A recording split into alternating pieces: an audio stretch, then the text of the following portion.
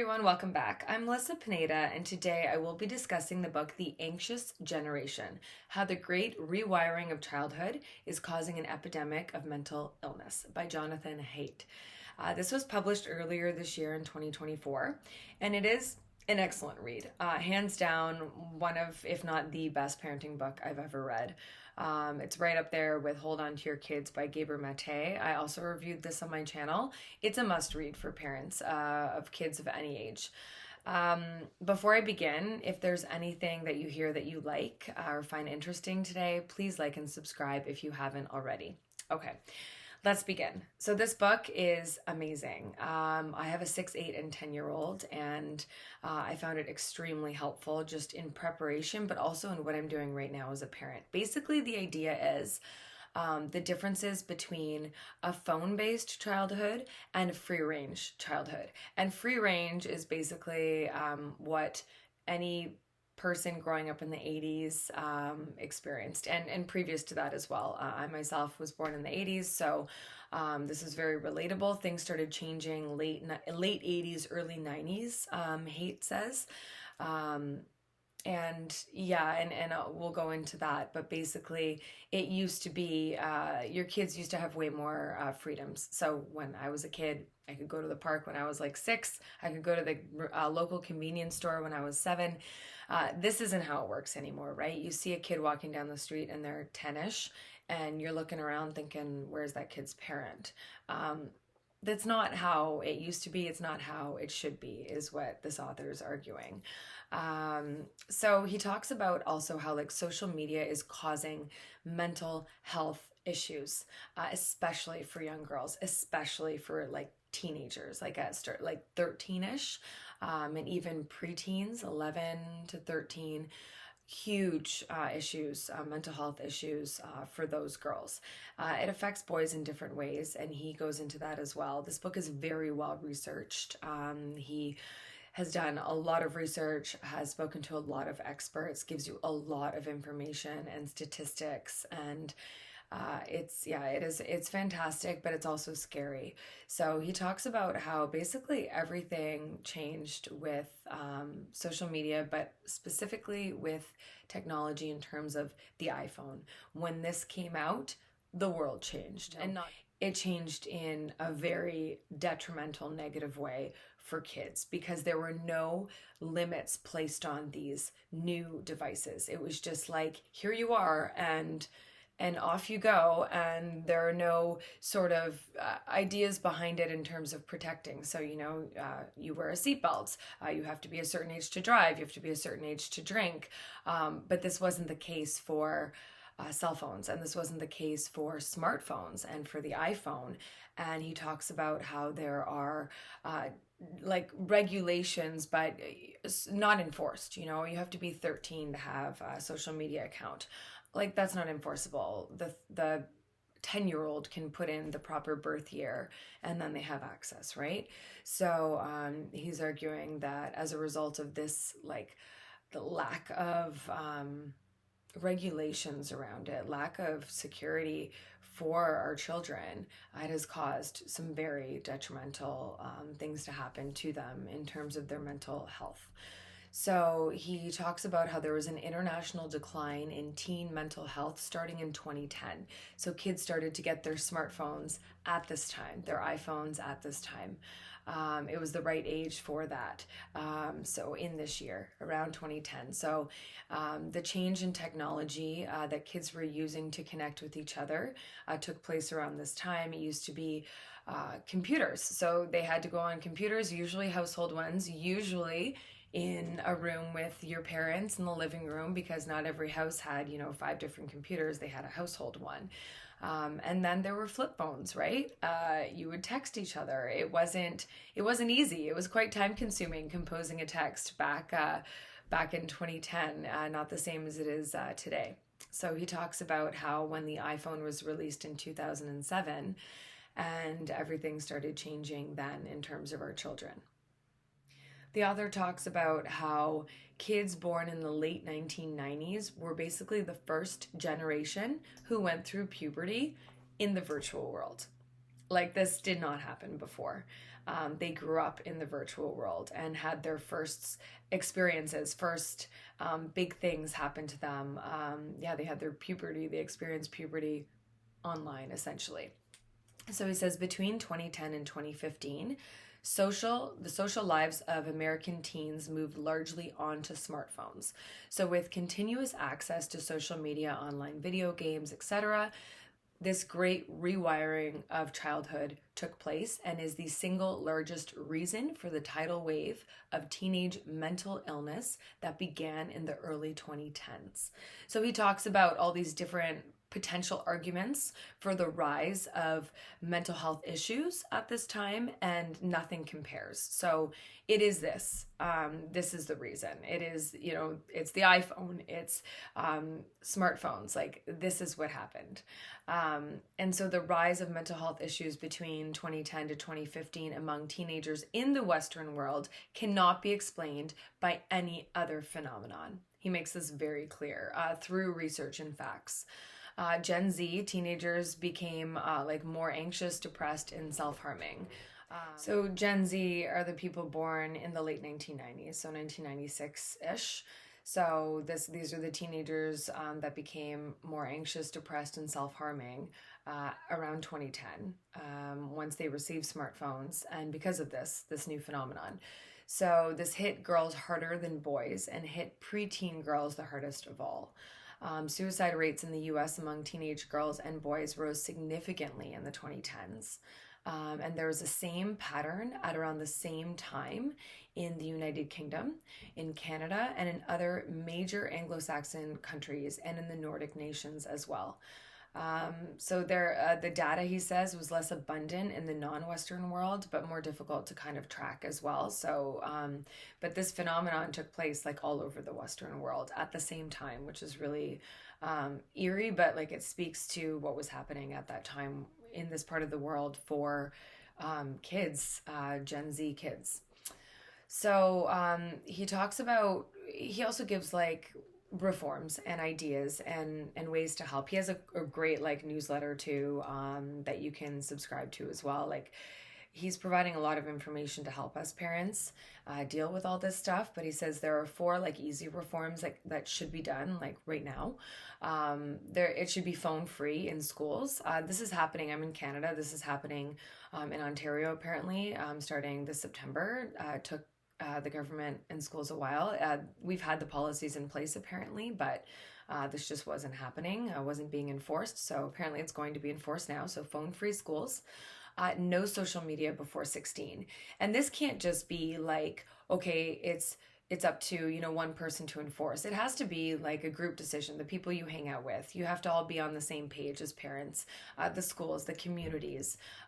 This has to be like a group, a village effort, right? So he also says no smartphones before 14. Obviously, that is to the parents' discretion, so it's up to you parents not to do this. And if your kids have them, like he's suggesting, weaning them off. Like, they should not be having smartphones before 14. And more unsupervised play and more independence. So phone-free schools, no social media before 16, no smartphones before 14, and more unsupervised play and more independence. So those are 4 reforms he suggests being implemented immediately. He talks about how a phone-based childhood affected children and how it affects children.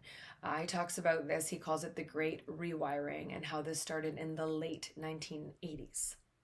The author talks about a play-based childhood versus a phone-based childhood, or like I said, free range before, free range, play-based. He talks in terms of this versus the phone-based childhood.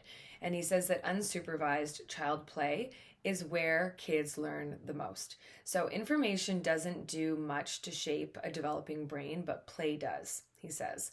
And this relates to a key cognitive behavioral therapy insight, actually. Experience, not information, is the key to emotional development. I reviewed a really good cognitive behavioral therapy book on my channel as well. Just as an aside, it's very interesting, and he talks about this a bit in his book too. He says that chronic social comparisons, bottomless feeds on YouTube and TikTok, all this stuff gets teens to just be like glued to their phones and they're not physically interacting and playing with others, which is not how it used to be, right?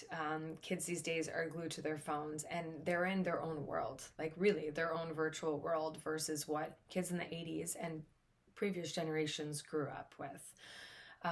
He also talks about how smartphones interfere with interactions between parents and kids, which obviously makes sense, right? And I've heard stories, I'm sure you have as well, where parents try to take the smartphone away from their kids and it's like a meltdown.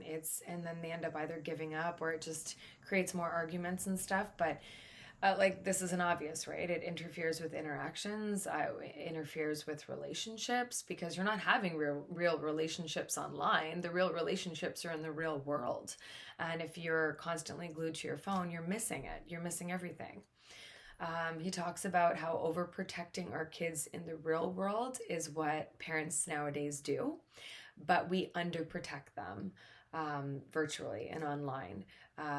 And so this is like a huge problem. He talks about like helicopter parenting too, and how we're all about protecting them in the real world and don't go out of sight and don't play, around the corner and you can't be at the park by yourself and this kind of stuff, and very fear-based of like what could happen if they're out of our sight for a minute versus like, well, what are we doing to protect them online? So he talks about this a lot. And this author is not against smartphones or against social media or anything. He just talks about like appropriate ages for these things, much like we have deemed appropriate ages for drinking, appropriate ages for driving. Like it's the same thing he's saying.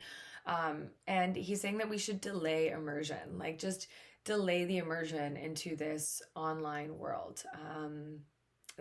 They're going to get there eventually. They do not need it before 16, for instance. He also talks about kids and how they are anti-fragile. So I don't know if any of you have heard of Nassim Taleb. He's an incredible author, mathematician. He's fantastic. I'm going to review some of his books shortly, but this author references Taleb, and he's a Lebanese Christian author, and he's basically a genius. But anyway, so he talks about this idea of fragility. Taleb does, and he says that like we protect things that we know are fragile. But Haidt is saying like kids are anti-fragile. So a wine glass, for instance, is something that, we would protect. If it's going to fall, we're going to try to grab it. We know it's going to break. A plastic cup is something that's not fragile. So it can withstand falling off the table and won't break. He says it won't get better every time it falls, but it won't get worse. Taleb coined the term anti-fragile to talk about things, usually systems that we need that need to be knocked down in order to get stronger. So this is like the plastic cup. It needs, not that the plastic cup's going to get stronger when it gets knocked over, but our kids will. And so there are certain systems that need to get knocked over to get strong, to be able to function in an unpredictable world. Okay, so I feel like you're already making these connections because I was at this point where it's like, if we're going to keep protecting our kids, they're not going to be able to get stronger to be able to live in this unpredictable, crazy world. So the ultimate anti-fragile system is the immune system, according to Taleb. And the psychological immune system is something very similar, Haidt says. So the psychological immune system of kids. And kids need to get knocked down. They need negative interactions with other kids, for instance, to learn and grow their immune systems. Like parents that keep their kids in bubbles, basically helicopter parenting, does them a disservice. This is basically the argument here. And not to be all down about helicopter parents, we do the best we can with what we have as parents, and we are not perfect. So Haidt says too, like, you're doing the best you can, but you're basically doing them a disservice. If you are constantly protecting your kids from negative emotions, from disappointment, like participation medals, as opposed to, sorry, you didn't win, so you don't get a medal. It's doing them a disservice. It stops their development, and studies have shown this often leads to anxiety issues later on for them because they can't handle disappointment in the real world. And as you know, there's a ton of it. Kids are intrinsically anti-fragile. If kids are protected too much, they get stuck in defend mode instead of discover mode. So there's the defend mode, there's the discover mode, and they're going to get stuck in defend. They're likely going to learn less, have fewer close friends as they get older, and have more anxiety. Gen Z grew up in a world where adults and schools and the news told them the world was a dangerous place. An example, and he references quite a few examples in his book, where like a neighbor called the cops because they saw a child walking alone on their street. He also talks about a woman in the United States who was a single mom and was working at McDonald's, and her 11-year-old, there was the option of like take her 11-year-old to work with her over the summer and have her sit on her iPad or go play in the neighborhood park. And she did that. She let her kid go to the neighborhood park. They talked about all the safety concerns and like where to go when you're done, like, you know, come back to work to where the mom's working or go home. And some other mom at the park called the police, and this child was taken away from her mom for like 2.5 weeks. Yeah. And so he basically calls Gen Z the coddled generation, which they are. Sorry if you're listening and you're Gen Z. Doesn't mean you are. You know, you have the choice and how you act and how you parent. But unfortunately, yes, it's a coddled generation. Physical safety is one thing, but then like there came emotional and psychological safety. So like basically the idea of like the right not to be triggered emerged on college campuses and universities and stuff like that. So now you can't even be offended. Like we're not going to get into all that stuff, but he does a little bit, and it's legitimate. The arguments like the whole idea of like you're not supposed to be offended, like you can't have your feelings hurt, like that is the epitome of being coddled. So anyway, he talks about how this goes back to being a helicopter parent, and you're basically going to raise kids that are going to not be able to handle being offended and have their feelings hurt and be disappointed. This author talks about how we interfered with the growth of Gen Z in the 90s when we blocked them from having risky play outdoors and ramped up adult supervision. We gave them unfettered access to the internet instead of just letting them have unfettered access to outside and just playing, just being kids growing up normally. He also says that we removed all age thresholds that used to mark the path to adulthood. PG-13 movies, a certain age for a driver's license, a certain age when you graduate high school, certain age when you can drink alcohol. All these things marked your path to adulthood, and an age to go on the internet and to be on social media should have been part of that, and he argues should be part of that. So what he's proposing is recreating the ladder from childhood to adulthood in this new era.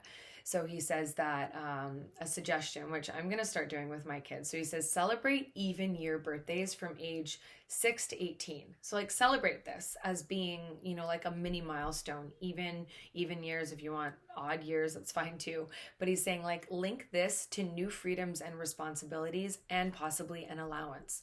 So, oh, you're 6 years old now. This means that you can set the table every night for dinner, and you can do an allowance if you want, but like link responsibilities to this celebration of a birthday, you know, so the kids can feel that because I'm this age I get to do this, and it comes with responsibility. But kids love that stuff, they thrive off that stuff, they need it.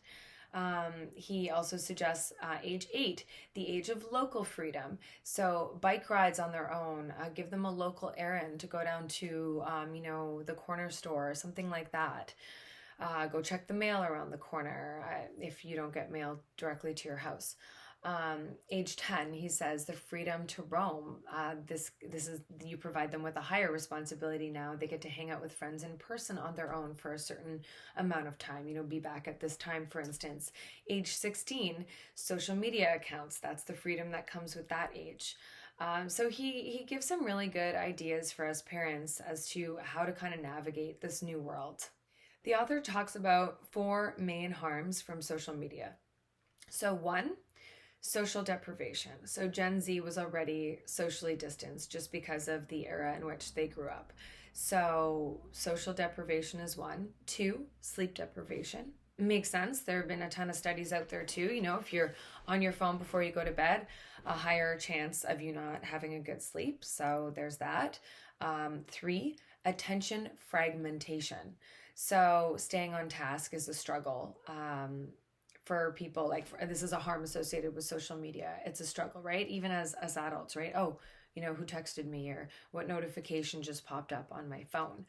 Smartphone notifications affect teenagers all day. And 4 is addiction. So obviously, right? That's a big one. So you are constantly addicted to checking social media, checking your phone. So this affects teenage girls the most.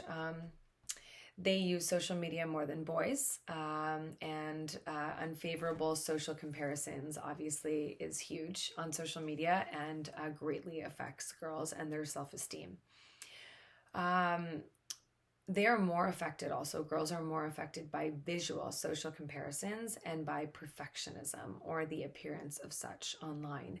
And like he talks about the power of filters and the unrealistic, Instagram beauty, perfect skin, narrower waist, apps to do this, right? You're constantly using an app to make your face look different, to make your waist smaller.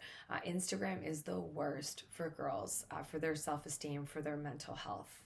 There's also a whole chapter on the effects of social media on boys.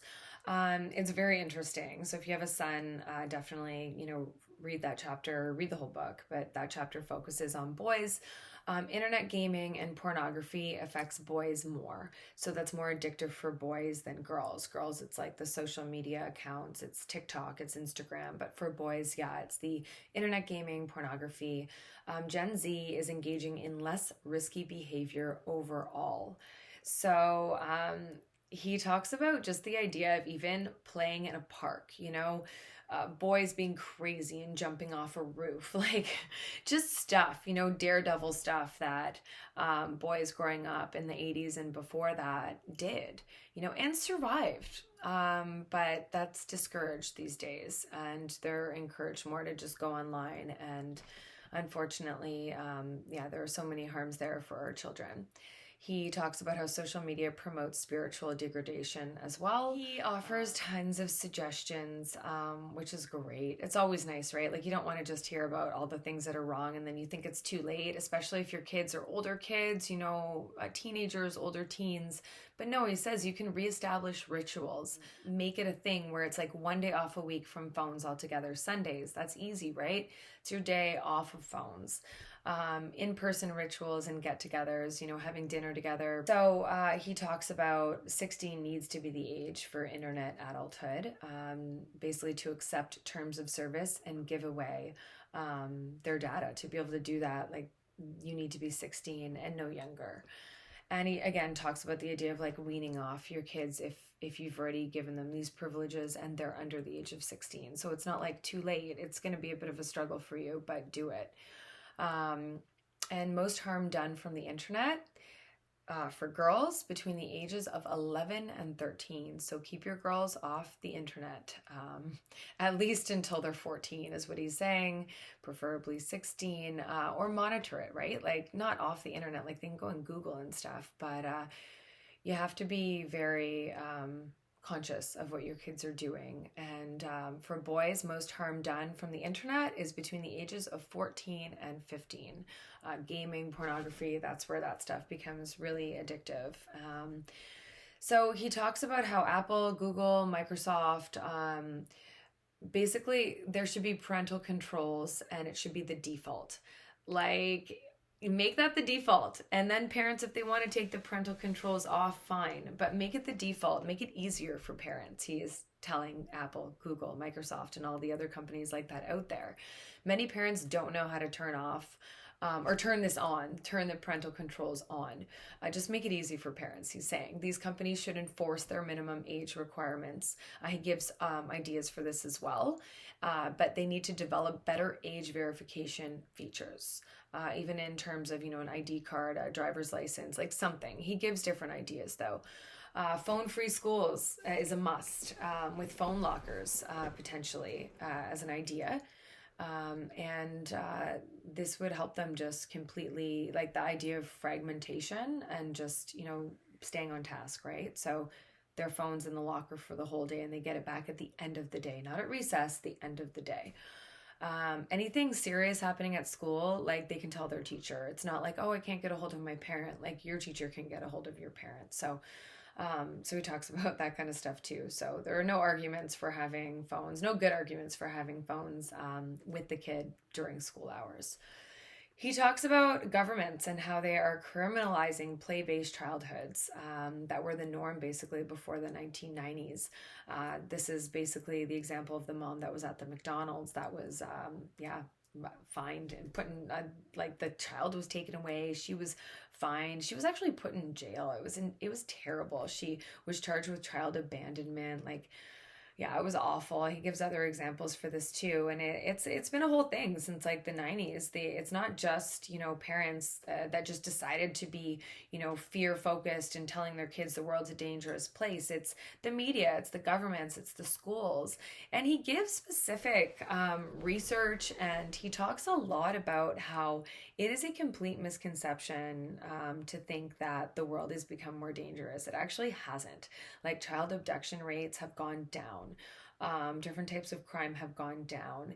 Things involving kids, crime, it's gone down. But we're made to think and believe that it's gone up. He talks about like the news reports too, like, do you know where your children are right now? That became very popular in the 90s. And he's saying it's just, it was a group effort to create this like fear.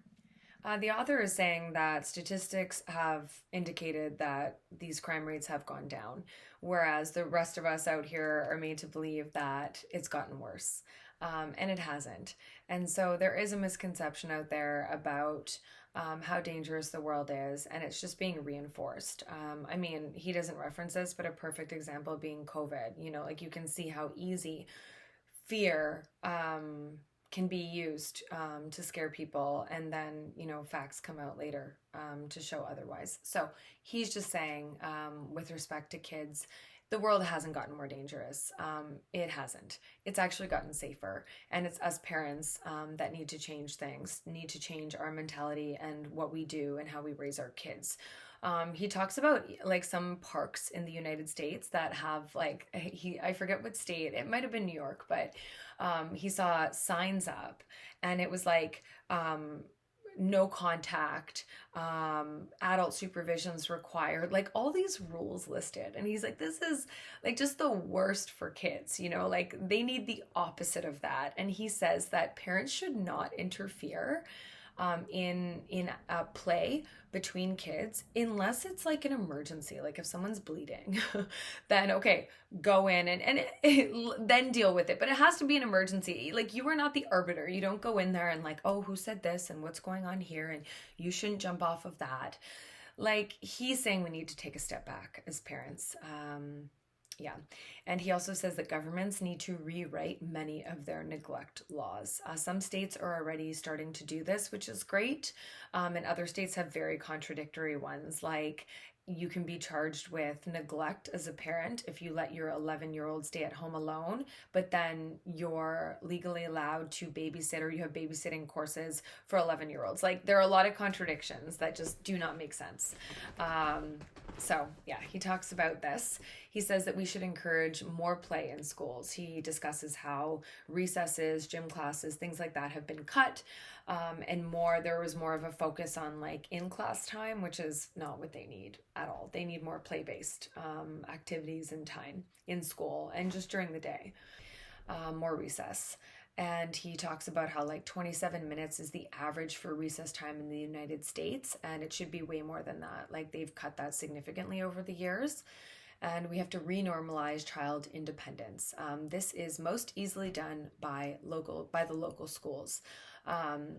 we have to kind of just work as a community, he's saying. And we need to basically like give trust to our kids. We have to trust our kids. We have to give the trust, give them the responsibility.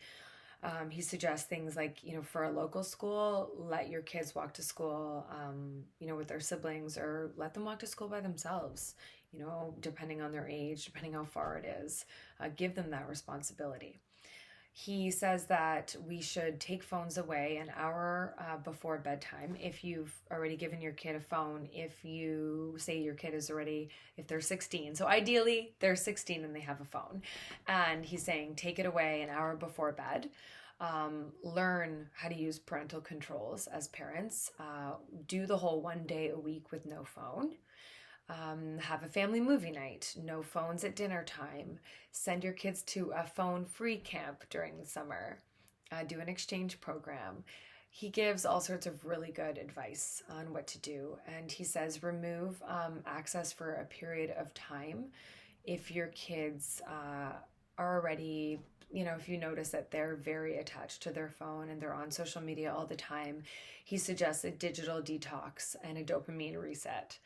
And he also says that he suggests that kids should take a gap year between high school and college or university to build skills and responsibility and independence. The author says that the biggest obstacle is parents' own anxiety about letting a child out of their sight without an adult present. He says this takes practice to overcome, and it does. I'm living proof. Before this book, I did not let my 10-year-old go to the park alone with her younger siblings. And I decided after this book to make a change and to start doing this, to start implementing this. And I'm so happy I did. I could just see the change in my 10-year-old and my 8 and 6-year-old too. And watching them is like what I remember growing up to. I gave them that trust and responsibility, and they have flourished in that respect as a result. And you could just see that is what they needed. That's what they've been, I don't know, that's what they should have had earlier. And I don't know where you are at as a parent, but I highly suggest if you haven't done this to do it. It's liberating for you as a parent and for them as kids. So I'm glad I did this after reading this book, but it does take practice to overcome. And if your child, he says, already has a phone, limit it. Have some no device zones in the house, for instance, their bedroom for one, for sure, and the kitchen table. So those are easy things to start with. He says to do it together with other families. Like community makes all the difference, right? It makes it easier to succeed and makes it more fun. If you have, a group of families you hang out with, make sure you're all on the same page. Talk to your best friends about it. This is a big deal that everyone should be willing and able to get behind and to do it together. It takes a village. He says that phone-free and free-range childhood helps produce less anxious adults and more competent and confident adults. The adolescent mental health crisis is so urgent. And that's so obvious, right? It's so urgent. And phone-based childhood is a clear major contributor to this epidemic. The author talks about 4 foundational reforms that should be implemented immediately. We've touched on this a bit, but just to make it really clear here. 1, no smartphones before high school, so the age of 16, no smartphones. 2, no social media before the age of 16. 3, phone-free schools. And 4, far more unsupervised play and childhood independence. Each school that goes phone-free and each parent that gives their kids more independence and no phones makes it easier for other parents and communities to do the same. Collective action problems are solved this way. So people always look to others to see what they're doing. Us parents do the same. So he's just saying that you should speak up, just talk about it, voice your opinions, talk to your friends. Different organizations, there are lots of different organizations that support parents in giving their kids more independence and a phone-free childhood. But he gives a list of this in his book, all sorts of different resources, and like I mentioned earlier, a newsletter as well. So I highly, highly recommend reading this book if you're a parent. It was an excellent read, one of the best books I've read, and it's really changed my life as a parent. So I hope it helps you as well, too, because as you know, as a parent, best job, but the hardest job we've ever had. Most rewarding, of course. Anyway, if you have heard anything today that you've liked, please like and subscribe if you haven't already. Thank you so much for listening, and until next time.